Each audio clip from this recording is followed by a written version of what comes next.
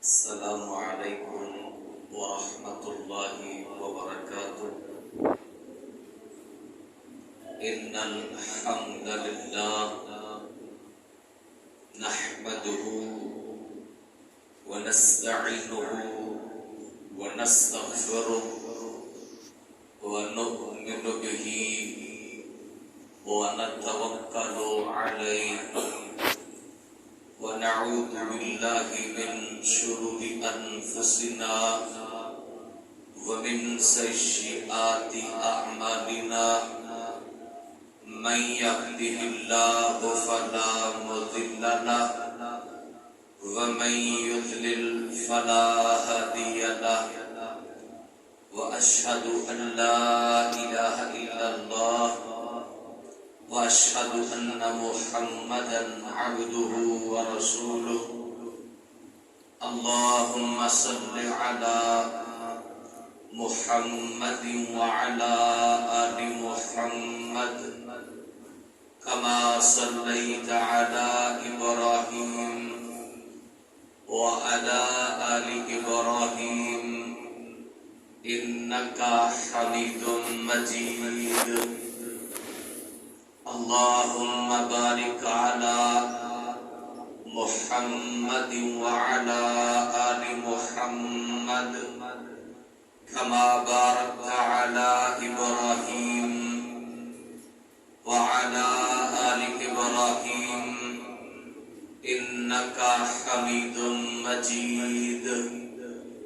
أما بعد فإن خير أحسن الحديث كتاب الله وخير الهدي هدي محمد صلى الله عليه وسلم وشر الأمور محدثاتها وكل محدثة بدعة وكل بدعة ضلالة وكل ضلالة في النار.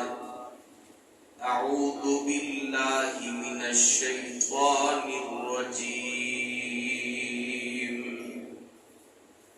إن تصبك حسنة تسؤهم وإن تصبك مصيبة يقولوا قد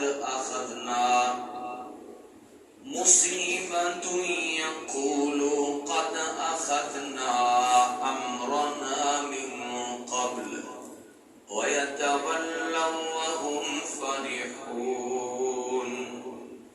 قل لن يصيبنا إلا ما كتب الله لنا هو مولانا وعلى الله فليتوكل المؤمنون. رب اشرح لي صدري ويسر لي أمري واحلل عقدة من لساني يفقهوا قولي. رب زدني علما رب زدني علما. ہر قسم کی تعریفات اللہ رب العالمین کی ذات بابرکات کے لیے ہے. درود و سلام امام الانبیاء جناب محمد الرسول اللہ صلی اللہ علیہ وسلم کی ذات گرامی پر، جنہیں اللہ نے میری آپ کی بلکہ ساری انسانیت کی رشد و ہدایت کے لیے سلسلہ رسالت و نبوت میں ختم نبوت و رسالت کا تاج پہنا کے مبعوث فرمایا. آج کے خطبہ جمعہ میں ماہ سفر کے بارے میں ہمارے ہاں جو معروف ہے کہ یہ مہینہ بڑی نحوست والا ہے، تو کیا یہ واقعتاً ایسے ہی ہے؟ یقیناً ایسا نہیں ہے. اور اس ماہ کے متعلق آج سے یہ نظریہ نہیں ہے، بلکہ امام کائنات، امام الانبیاء جناب محمد رسول اللہ صلی اللہ علیہ وسلم کے دور میں اور آپ سے پہلے بھی اس کو نحوست والا سمجھا جاتا تھا۔ تو قرآن اور حدیث کی روشنی میں ہم یہ غور کریں گے کہ نحوست کس وجہ سے آتی ہے، اور پھر سفر کے مہینے کو منحوس کیوں سمجھا جاتا تھا۔ نبی مکرم صلی اللہ علیہ وسلم نے پھر کس احسن انداز سے ذہن سازی فرمائی کہ یہ نحوست والا نہیں ہے۔ اگر ہم غور کرتے ہیں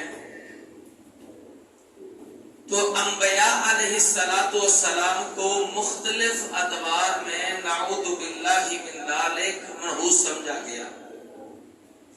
اس وقت لوگوں نے جو الزام دیا نا، وہ اللہ کے انبیاء کو دیا۔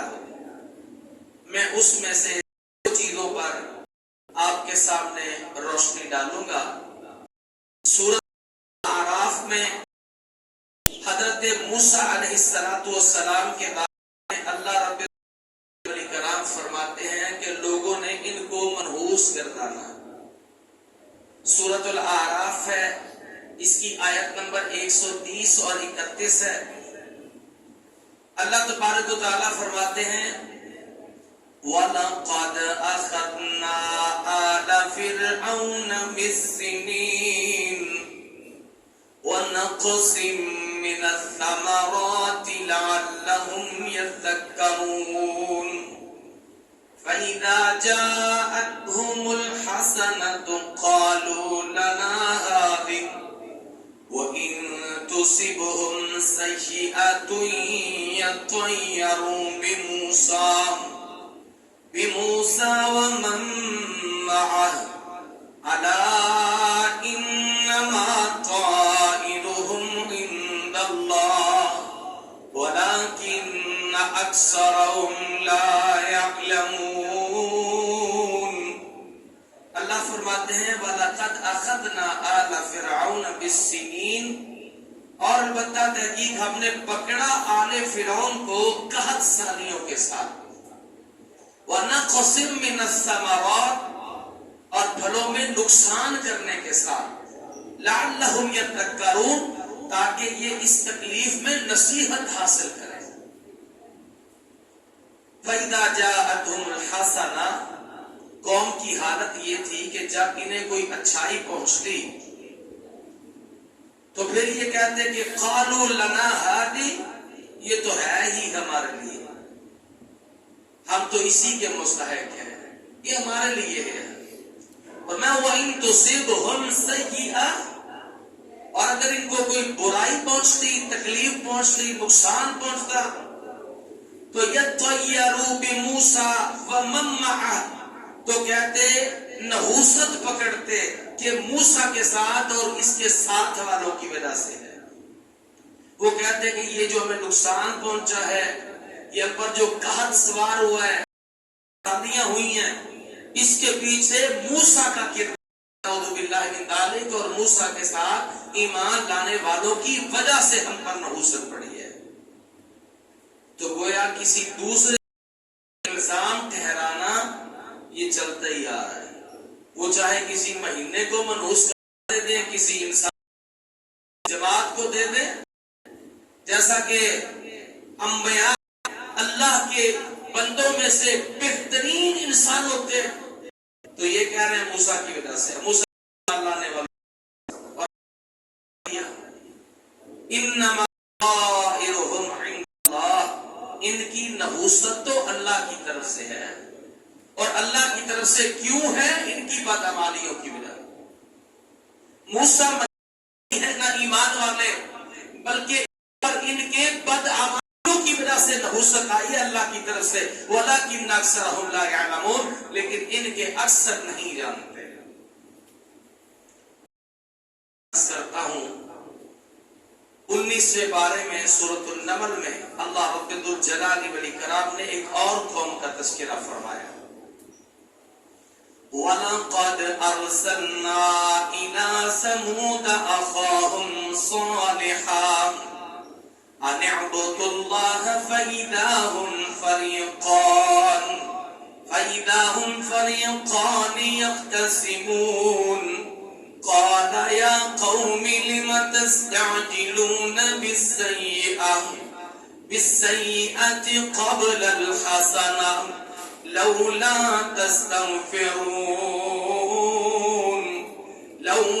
تستغفرون الله لعلكم ترحمون قالوا طيرنا بك وبمن معك قال طائركم عند الله بل أنتم قوم تفتنون. اللہ کہتے ہیں ہم نے بھیجا موسیٰ، ہم نے بھیجا قوم سمود کی طرف ان کے بھائی صالح علیہ السلام کو. صالح علیہ السلام آئے کہا ان اعبدوا اللہ، تم اللہ کی بات کرو. فَإِذَا هُمْ فَرِيقَانِ، پھر بھی وہ اس وقت دو فریق یختصمون بہم جھگڑتے تھے، مومن بھی اور نہ ماننے والے بھی. صالح علیہ السلام نے کہا یا قوم لِمَ تَسْتَعْجِلُونَ، میری قوم تم جلدی کیوں طلب کرتے ہو بالسیئہ عذاب میں قبل الحسنہ بھلائی رحمت سے پہلے. اللہ نے تمہیں مہلت دی ہے، تم اس مہلت سے پہلے عذاب کیوں مانگتے ہو؟ قال یا قوم لم تستعجلون بالسیئۃ قبل الحسنہ لولا تستغفرون اللہ، تم اللہ سے اپنے گناہوں کی معافی کیوں نہیں مانگتے؟ لعلکم ترحمون، تاکہ تم پر رحم کیا جائے. قالوا طیرنا بک وبمن معک، کہتے ہیں نحوست تیری وجہ سے ہے، نعوذ باللہ من ذلک، اور تیرے ساتھ جو ایمان والے ہیں ان کی وجہ سے ہم پر نحوست ہے. قال، اللہ کہتے ہیں صالح ان کو کہیے طائرکم عند اللہ، نحوست تو تمہاری اللہ کی طرف سے آئی ہے. بل انتم قوم تفتنون، بلکہ تم ایسے لوگ ہو جو آزمائش میں ڈالے گئے ہو. ہمیں ان دو واقعات سے یہ بات سمجھ آتی ہے کہ نحوست انسان کی بدعمالیوں کی وجہ سے آتی ہے. اب آپ اگر غور کرتے ہیں تو سورہ توبہ جو میں نے ابتدا میں آیت مبارکہ آپ کے سامنے تلاوت فرمائی ہے، اللہ تبارک و تعالیٰ ارشاد فرماتے ہیں کہ یہ جو نبی علیہ السلام کے دشمن ہیں ان کے بارے میں تعارف کرواتے ہوئے فرمایا ان تصبک حسنۃ تسؤہم وَإِن تُصِبْكَ مُصِيبَةٌ يَقُولُوا قَدْ أَخَذْنَا أَمْرَنَا مِنْ قَبْلُ وَيَتَوَلَّوْا وَهُمْ فَرِحُونَ قُلْ لَنْ يُصِيبَنَا إِلَّا مَا كَتَبَ اللَّهُ لَنَا هُوَ مَوْلَانَا وَعَلَى اللَّهِ فَلْيَتَوَكَّلِ الْمُؤْمِنُونَ. اللہ فرماتے ہیں کہ اگر آپ کو کوئی اچھائی پہنچتی ہے تو ان کو اچھا نہیں لگتا، آپ کے دشمنان کو. لیکن اگر کوئی آپ کو مصیبت پہنچتی ہے تو کہتے ہیں کہ ہم نے تو آپ کے ساتھ احتیاط کر لی تھی اپنے معاملے میں، اس سے پہلے ہم اس لیے بچ گئے ہیں، لہذا وہ اس وقت میں بڑے خوشحال پھرتے ہیں. اللہ کہتے ہیں ان کو کہہ دیجئے محمد صلی اللہ علیہ وسلم لن یصیبنا، ہرگز نہیں پہنچے گا ہمیں، الا ما کتب اللہ لنا، مگر جو لکھ دیا ہے اللہ نے ہمارے لیے، ہوا مولانا، وہی ہمارا کارساز ہے، وعلی اللہ فلیتوکل المؤمنون، اور اللہ ہی پر بس چاہیے کہ بھروسہ رکھے مومن. اللہ کہتے ہیں دشمنان بالخصوص منافقین حالات کی گردش کے منتظر رہتے تھے. جب کوئی کامیابی مل جانی تو یہ اچھا نہیں سمجھتے تھے. بعض جگہ پہ اللہ نے یہ بیان فرمایا کہ جب اچھائی پہنچتی تھی تو مسلمانوں کو آگے کہتے تھے دیکھو ہم تمہارے ساتھ تھے نا، ہم تو تمہارے ساتھ ہی ہیں. لیکن جب کوئی نقصان، کوئی شکست، کوئی تکلیف پہنچتی تو یہاں اللہ کہتے ہیں کہ یہ کہتے ہیں کہ ہم تو بھائی پہلے سے ہی بچ گئے تھے، تم نے ہماری بات ہی نہیں مانی. جیسے احد میں پروپیگنڈا کیا، ہماری بات مان لیتے تو نہ جاتے، پھر قتل نہ ہوتے. اللہ کہتے ہیں بدبخت ہو، اگر تمہارے قتل ہونے کی جگہ وہاں لکھی ہوتی تو تم لڑائی میں نہ بھی شریک ہوتے تو اپنی قتل گاہ میں پہنچ جاتے. اور پھر کبھی یہ کہتے کہ جب کوئی مسلمانوں کو شکست ہوتی تو پھر دشمنان سے جا کے کہتے دیکھو وہ تم پر غالب آ رہے تھے، ہم ان کے درمیان رکاوٹ بنے تھے، ہم نے تمہارا ساتھ دیا. تو اللہ تبارک و تعالیٰ فرماتے ہیں میرے محبوب پیغمبر آپ ان سے کہہ دیجئے کہ جو بھی ہمیں تکلیف پہنچتی ہے وہ اللہ تعالیٰ نے جو ہمارے مقدر میں لکھا ہے اس سے ہی پہنچتی ہے. اور پھر اللہ ہی ہمارا کارساز ہے، اور مومنوں کا بھروسہ اللہ پر ہی ہے. اللہ اکبر کبیرہ. ہمارے ہاں بھی یہ معروف ہے کہ ہم بھی بدشگونی لیتے ہیں. اگر آپ محسوس نہ کریں تو یہ لوگوں میں آپ نے سنا ہوگا کہ کالی بلی راستہ کاٹ جائے تو خیر کی خبر نہیں ہوتی. رات کو کتے بڑے بھونک رہے ہیں تو اس سے کوئی الارم اچھا نہیں ہے. اسی طرح مختلف یعنی ہمارے ہاں تہمات پائی جاتی ہیں. صبح صبح کسی ناپسندیدہ شخص سے سامنا ہو جائے تو کہتے یار بندہ بڑا کلانا ہے، سویرے سویرے متھے لگ گیا اور ساری دیہڑی اللہ دی سپرد دی. کوئی دکان پہ سامان واپس کرنے کے لیے لے آئے نا تو کہتے پاجی سویرے سویرے واپس نہیں کرنا، ساری دیہڑی واپسی متھے لگ گئی. یعنی یہ ہمارے ہاں عام طور پر یا ہم کسی چیز کو مطلب اس سے بدشگونی لے لیتے ہیں، کسی بندے سے لے لیتے ہیں، مطلب مختلف وجہ سے ہمارے دماغوں میں یہ بات آ جاتی ہے کہ اس کی وجہ سے مجھے نقصان آئے گا. وہ جانور لے لیں، وہ پرندہ لے لیں، وہ انسان لے لیں، یہ ہمارے ہاں معروف ہے. مشرکین بھی ایسا کیا کرتے تھے. مشرکین پرندہ چھوڑتے تھے ہوا میں، اگر وہ اڑ کے دائیں جانب گیا تو چلو جی چل پڑتے ہیں، اور اگر وہ اڑ کے بائیں جانب گیا کہتے آج خیر نہیں واپس چلو. ایک طریقہ ان کا اور بھی تھا، ترکش جو تیر اس میں ڈالے جاتے ہیں، کمر کے پیچھے باندھی جاتی ہے، اس میں نا 3 تیر رکھتے ہیں. ایک پہ لکھا ہوتا افعل کر گزر، دوسرے پہ لکھا ہوتا لا تفعل نہ کرنا، تیسرا خالی چھوڑ دیتے ہیں.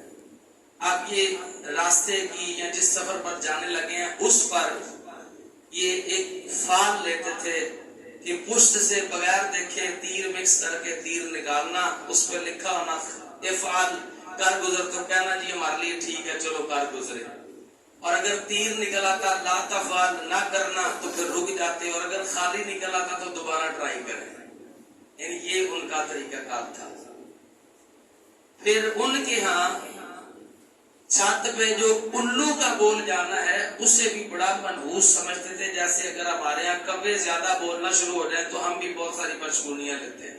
ان کے ہاں چھت پر اگر الو بول جاتا تو اس سے وہ بدشگونی لیتے تھے کہ یہ کوئی خیر کی خبر نہیں ہے. تو رسول اللہ صلی اللہ علیہ وسلم نے فرمایا مردت الطیارہ عن حاجتی. عبداللہ ابن عمر رضی اللہ عنہ حدیث کے راوی ہیں، صحیح الجامع کی حدیث ہے. علامہ البانی رحمہ اللہ نے اس کو صحیح قرار دیا ہے، حدیث نمبر 6264 ہے. اللہ کے رسول فرماتے ہیں مردت الطیارۃ عن حاجتی فقد اشرک. جس نے بدشگونی کی وجہ سے اپنا کام چھوڑ دیا یا واپس پلٹا تو اس نے شرک کیا. کالی بلی نے راستہ کاٹ دیا واپس چلے جاؤ آج کا دن اچھا نہیں ہے، یہ بدشگونی لینا ہے. یہ آج کے ماحول کی ہے. اور جو سابقہ تھا وہ الو اور دیگر چیزیں تھے. تو فرمایا جس کا کام اس کو اس بات سے پلٹا دے کہ اس نے بدشگونی لی ہے تو اس نے اللہ کے ساتھ شرک کیا ہے. ہاں اگر آپ نے استخارہ کیا، اسلام کا ایک مزاج ہے اگر کسی چیز سے روکا جائے تو الٹرنیٹ پیش کیا جاتا ہے. تو متبادل اللہ نے یہ کہا انسانوں میں چونکہ فطری معاملہ ہے وہ اپنے نقصان سے بچنا چاہتا ہوتا ہے اور وہ یہ چاہ رہا ہوتا ہے میں جو کام کروں میرے دل میں وثوق پیدا ہو کہ اس میں بھلائی ہے خیر ہے مجھے نقصان نہیں ہوگا میں کر گزروں. تو اس کا ایک طریقہ بتلایا کہ استخارہ کریں. اور ہمارے ہاں تو ماشاءاللہ آج کل وہ ڈیجیٹل استخارہ بھی آ گیا آن لائن استخارہ. ادھر سوال بھیجے ٹھک کرتا جواب. ہمیں نہیں سمجھ آئی کہ یہ کون سی شریعت سے استخارہ ہے. جو قرآن اور حدیث کا جو مزاج ہے رسول اللہ صلی اللہ علیہ وسلم کی جو رہنمائی ہے. صحابہ کہتے ہیں ہمیں دعا استخارہ ایسے سکھائی جاتی تھی کہ جیسے قرآن کی کوئی ایک سورت سکھائی جاتی ہے اور وہ لمبی دعا ہے. وہ لمبی دعا ہے. آپ کو زبانی نہیں آتی کتاب سے کھول کے پڑھ لیں. اس پہ آپ نے استخارہ کرنا ہے. اور یہ بھی عام معروف ہے جی 2 رکعت نماز پڑھے استخارہ کر کے بعد کسی سے بات نہیں کرنی چپ کر کے سو جائیں اللہ آپ کو خواب میں دکھا دے گا. صبح اٹھ کے پوچھ رہے ہوتے ہیں مولانا یہ خواب آئی ہے سمجھ نہیں آ رہی اس کی تعبیر بتلا دیں. اس کا بھی استخارے کے ساتھ کوئی تعلق نہیں ہے. یہ بھی معروف ہے پر بات ہی چلی آ رہی. اصل استخارہ کیا ہے بات بڑی سمجھنے والی ہے تاکہ ہم بدشگونیوں سے باہر آ جائیں. آپ نے جو کام کرنا ہے اس کا ابتدائی مرحلہ شروع کر دیں. یہ طریقہ استخارے کا. فرض کریں میں نے بیٹے کی شادی کرنی ہے تو ظاہری بات ابتدائی مرحلہ ہے کہ کہیں رشتہ دیکھنے جائیں گے. میں نے کوئی پراپرٹی لینی ہے تو میں مارکیٹ کا وزٹ کروں گا. میں نے کوئی دکان کرنی ہے تو میں مختلف پوائنٹ چیک کروں گا. یعنی یہ چیزیں آپ ابتدائی طور پر شروع کر دیں اور ساتھ میں آپ استخارہ کریں. 24 گھنٹوں میں ممنوع اوقات کے علاوہ جب مرضی اور جتنی دفعہ مرضی 2 رکعت نماز پڑھیں اور دعا استخارہ پڑھیں. اس کا مفہوم یہ ہے اللہ کی ہم صفات کا تذکرہ کرتے ہیں اس سے ہم غیب کا علم چونکہ اس کے پاس ہے اس وساطت سے اللہ سے دعا کرتے ہیں کہ اللہم انکان ان هذا الامر خیر لی فی دینی ومعاشی واقبات امری فقدہ لی ویسر لی ثم بارک لی فی. اللہ اگر یہ میرا معاملہ بہتر ہے میری دین کے اعتبار سے میری دنیا کے اعتبار سے میرے انجام کے اعتبار سے اس کو میرے مقدر میں کر دے اس کو آسان کر دے اس میں برکت دے دے. اور اگر یہ شر ہے دین دنیا آخرت انجام کے اعتبار سے اس کو مجھ سے دور کر دے مجھ کو اس سے دور کر دے اس کا متبادل مجھے دے دے اس پہ مجھے راضی کر دے. یہ دعا کا بیچ والا حصہ ہے. آپ جب عربی میں پڑھیں گے ترجمہ بھی پڑھیں گے بات سمجھ آ جائے گی. آپ نے استخارہ کیا پہلے مرحلے شروع کر دیے. دوسرا کام آپ نے اس فیلڈ کے متعلقہ بندے سے مشورہ کرنا ہے.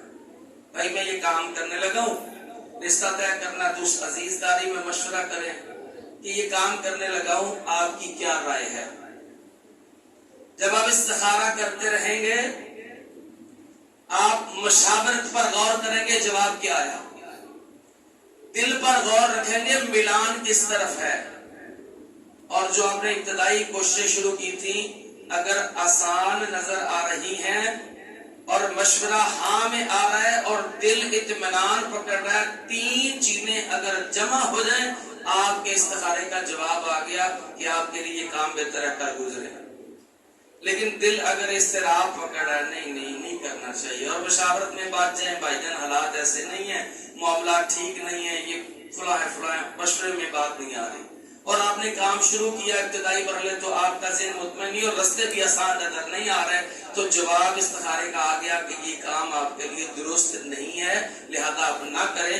اللہ خواب میں دکھانے پر قادر ہے. اللہ کی قدرت کی کوئی حد نہیں ہے لیکن یہ طریقہ نہیں ہے کہ مجھے اور آپ کو خواب میں کہا جائے تو کر لے یا نہ کر.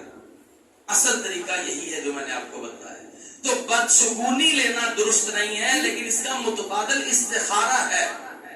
استخارہ کریں اور شرعی استخارہ کریں اور وہ بندہ استخارہ کرے گا جس کے ساتھ معاملہ جڑا ہوا ہے. بات آپ کی استخارہ میں کروں اس کا شریعت سے کوئی ثبوت نہیں. مولوی جی میرے لیے استخارہ کرتے ہیں وہ سب کر لو بات جو ٹنگے ہو کہتے ہیں مجھ سے چنگا بسایا تو یہ درست نہیں ہے. جس کے ساتھ جڑا ہوا معاملہ ہے وہ کرے گا استخارہ اور وہ اللہ تعالیٰ اس کے دل میں القاء کرے گا اس کے ذہن کو کھولے گا اس کے لیے راستے کی رہنمائی ہوگی. یہ ہے متبادل. تو بہرحال بات یہ ہو رہی تھی کہ لوگ نحوست دیتے تھے چیزوں کو منحوس سمجھتے تھے. رسول اللہ صلی اللہ علیہ وسلم نے فرمایا کہ 4 کام ایسے صحیح مسلم کی حدیث ہے 934 نمبر 4 فی امتی من امر جاہلیہ لا یترکونہن، چار کام جاہلیت کے ایسے ہیں جسے تم ضرور کرو گے، کبھی نہیں چھوڑو گے. الفخر فی الاحساب والطعن فی الانساب والاستسقاء بالنجوم والنیاحہ. فرمایا الفخر فی الاحساب، اپنے حسب پر بڑا فخر کرو گے، یہ جاہلیت میں لوگ کرتے تھے.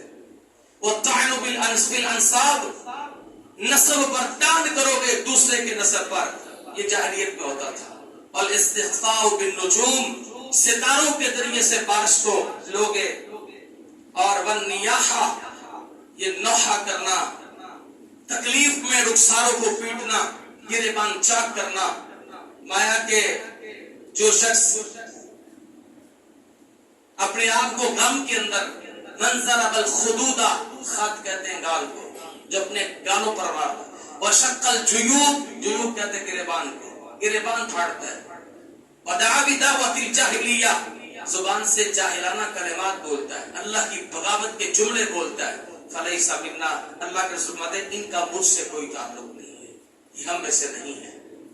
تو یہ جاہلیت کے کام ہیں، ہمیں ان چیزوں سے اجتناب کرنا ہوگا. اللہ کے رسول صلی اللہ علیہ وسلم نے فرمایا، نبی مکرم صلی اللہ علیہ وسلم کی حدیث ہے سفر کے بارے میں، جو ہمارے ہاں سفر کو منحوس سمجھا جاتا ہے. صحیح بخاری کی حدیث ہے، حدیث نمبر 5717 اور صحیح مسلم میں 2220. فرمایا لا عدوہ ولا تیارہ ولا ہام ولا سفر. چار چیزیں فرمائیں. لا عدوہ، کوئی بھی بیماری خود بخود متعدی نہیں ہے، ایک سے دوسرے کو لگنے والی. حالیہ کورونا میں یہ بات مشہور تھی اور اس قدر دماغوں پہ غالب ہوئی کہ باپ کو فوت ہونے کے بعد اولاد نے ہاتھ تک نہیں لگایا کہ جی اس کو ہاتھ لگانے سے بیماری منتقل ہوگی. اس وجہ سے اولادوں نے ماں باپ کے جنازے نہیں پڑھے، ان کو نہلایا نہیں ہے، کفنایا نہیں ہے. اور میں ایسے شخص کو بھی جانتا ہوں کہ جن کے باپ کو کورونا ہوا، نیشنل ہاسپٹل ریلائنس میں وہ زیر علاج تھے، تو وہ اپنے باپ کے بیڈ کے اوپر ان کے ساتھ سوتا رہا کہ ابا جی کچھ نہیں ہونے والا، صرف حوصلہ بلند کرنے کے لیے. اس کے ابا جی بھی زندہ ہیں اور وہ بچہ بھی زندہ ہے. دیکھیں رسول اللہ صلی اللہ علیہ وسلم کے پاس ایک صحابی آیا، کہتا ہے میرے ریوڑ کو خارش لگ گئی ہے، اونٹ. ہم نے فرمایا کیسے؟ کہا ایک کو لگی تھی باقیوں کو بھی لگ گئی. ہم بھی ایسے ہی کہتے ہیں نا، گھر میں ایک کو نزلہ ہوتا سب کو ہو گیا، ایک کو خسرہ نکلا تھا سب کو، ایک کو وہ چکن پاپس نکلے سب کو، ہم بھی یہی کہتے ہیں. تو رسول اللہ صلی اللہ علیہ وسلم نے فرمایا میرے صحابی وہ ایک کو کس نے لگائی تھی؟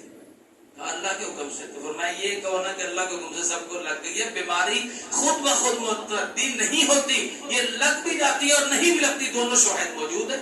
اللہ کا حکم ہوگا تو دوسرے کو لگے گی، نہیں ہوگا تو نہیں لگے گی. فرمایا لا عدوہ، لوگوں کوئی بیماری متعدی نہیں ہے. ولا تیارہ، کسی قسم کی کوئی بدشگونی لینا یہ درست نہیں ہے. وہ کسی انسان سے لیں، کسی چیز سے لیں، کسی مہینے سے لیں، کسی دن سے لیں. اور فرمایا ولا ہام، پرندے کو منحوس نہیں سمجھنا چاہیے، چونکہ یہ میں نے بتایا الو کو منحوس سمجھتے تھے. ولا سفر، اور کہا کہ یہ سفر کا مہینہ منحوس نہیں ہے. ہم بھی کہتے ہیں جی رشتہ نہیں کرنا، ابھی بات نہ چلائے، سفر لنگ جا پھر کریں گے. کاروبار کا آغاز نہیں کرنا، کوئی معاہدہ نہیں کرنا، صبر کا مہینہ ہے. صبر کے مہینے کو رسول اللہ کے دور میں پتہ منحوس کیوں سمجھتے تھے؟ ذیقعدہ، ذی الحج اور محرم، یہ 3 مہینے، یعنی 30 محرم ہے آج، تو پچھلے جو 3 مہینے ہیں نا یہ حج کے مہینے ہوتے تھے اور حرمت والے تھے، لوگ لڑائیاں روک دیتے تھے. اب 3 مہینے میں زخم بارگے ہوتے تھے، اگلی لڑائیوں کی تیاریاں ہو جاتی تھی اور اس کے بعد ساز و سامان جمع کیا ہوتا تھا. یوں محرم ختم ہوتا، یکم صفحہ شروع ہوتی، ایک دوسرے پہ دھاوا بول دیتے اور پھر خون خرابہ، خون ریزی، لڑائی جھگڑا، فتنہ فساد پھیل جاتا. کرتے خود تھے تو کہتے سفر بڑا منحوس ہے. میں نے ابتدا میں قرآنی آیات سے یہی آپ کو بتایا کہ مہینہ نحوست والا نہیں ہوتا، اصل میں بدعمالیوں کی نحوست ہوتی ہے. بدعمالیاں ان کی اپنی تھی کہ لڑائی اور جھگڑے میں پڑ جاتے، قتل و غارت کرتے، خون ریزی کرتے اور کہتے کہ سفر کا مہینہ نہ ہو سکتا. تو رسول اللہ نے یہی عقیدہ درست فرمایا کہ سفر میں نحوست نہیں ہے. اور پھر اگر کوئی شخص کسی کے پاس چلا جائے اور اس کی بدشگونی پر یقین کر لیتا ہے، وہ چیز ہو، وہ مہینہ نقصان ہے. یہ آخری گزارش ہے. رسول اللہ صلی اللہ علیہ وسلم کی حدیث ہے، صحیح نمبر 239. میں یہ اس لیے آپ کو نمبر ریکارڈ کر دیتا ہوں، موبائل آپ کے پاس ہوتے ہیں، کبھی بیٹھے کسی ایک حدیث نمبر لکھے اوپر، مسلم شریف حدیث نمبر 235، اس کی ساری ڈیٹیل آپ کو گوگل پہ مل جائے گی. اوپن سرچ کریں آپ، اس میں اس کا سٹیٹس، اس کی کچھ آپ کے سامنے آ جائے گا. آپ کو شوق پیدا ہوگا ہم رسول اللہ صلی اللہ علیہ وسلم کی حدیث کو پڑھیں. تو رسول اللہ صلی اللہ علیہ وسلم نے من اتى عرافا فاسأله عن شيء لم تقبل له صلاة 40 ليلة. عراف کہتے ہیں کیفیت شناس. اللہ کے رسول کہتے ہیں کوئی شخص من اتى عرافا، عراف کے پاس آیا، فاسأله عن شيء، اس سے سوال کرتا ہے بتاؤ میرے کیسے حالات ہوں گے. صرف سوال کرتا ہے، ابھی آگے نہیں چلا. فرمایا اس کا جا کے اس سے سوال کرنا. لم تقبل له صلاة 40 لیلہ، اس نے صرف سوال کیا 40 دن کی نمازیں اس کی اللہ قبول نہیں کرے گا. ہم بھی وہ آج کل تو نظر نہیں آتے، وہ طوطے سے جو فار نکالتے تھے، ہم بھی ان کے پاس جایا کرتے تھے. ہم سے مراد ان میں سے اکثر. فرمایا ہاں ایک شخص چلا گیا، اس کی سزا تو یہ ہے کہ اس نے 40 دن تک نماز پڑھی لیکن قبول نہیں ہوگی. اور ایک شخص گیا، اس نے جا کے سوال کیا، پھر اس نے جو بتایا من اتى عرافا او کاہنا، کاہن جادوگر کے پاس گیا یا عراف کے پاس گیا، فصدقه بما يقول، وہ کہتا جو تم نے کہا وہ بالکل ٹھیک کہا. اگر کسی شخص نے ایسا کیا تو فرمایا کہ فقد کفر بما انزل علی محمد صلی اللہ علیہ وسلم، ایسے بدبخت نے جو مجھ محمد پر نازل ہوا اس کا انکار کر دیا. اس قدر بڑا جرم ہے. فرمایا لیس منا من تطیر او تطیر له، جس نے بدشگونی لی یا جس کے لیے بدشگونی لی گئی اس کا مجھ محمد سے کوئی تعلق نہیں. او تکہنا او تکہنا له، کہانت کی یا کہانت لی گئی. او صحب او سحر له، کسی نے جادو کیا یا کسی کے لیے کروایا اس کا مجھ محمد کے ساتھ کوئی تعلق نہیں. تو میرے محترم بھائیوں، یہ جو تکالیف آتی ہیں یہ اللہ کے حکم سے آتی ہیں، اور اس میں ایک وجہ یہ بھی ہوتی ہے انسان کی بدعمالیاں ہیں. یہ نحوستیں کسی مہینے کی وجہ سے نہیں ہوتی، کسی شخص کی وجہ سے نہیں ہوتی، کسی جانور کی وجہ سے نہیں ہوتی. یہ فیصلے میرے اللہ کی طرف سے ہیں. حضرت عبداللہ ابن عباس کو سمجھایا تھا اگر اے عبداللہ ابن عباس ساری دنیا مل جائے یہ تمہیں نقصان دے لیکن نقصان نہیں دے سکتی مگر اتنا ہی جتنا اللہ نے تیرے مقدر میں لکھا ہے. ساری دنیا مل جائے تمہیں فائدہ دینے پر تمہیں فائدہ نہیں پہنچا سکتی مگر اتنا جتنا تیرے مقدر میں لکھا ہے. یہی ہمارا یقین اور نظریہ اور عقیدہ ہونا چاہیے. اللہ سے دعا کیا کریں اللہ تعالی ہمیں قرآن اور سنت کا صحیح فہم عطا فرمائے اور اسی کے مطابق اپنے نظریات اور عقائد اور اعمال کو بنانے کی توفیق عطا فرمائے.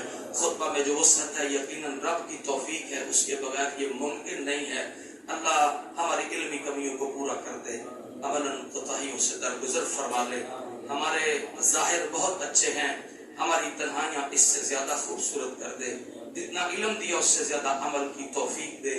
اعمال میں کچھ حیثیت نہیں ہے، بہت تھوڑی ہے، اللہ سے زیادہ کر کے اپنی بارگاہ میں قبول فرما لے. اقول قولی ھذا استغفر اللہ لی ولکم ولسائر المسلمین.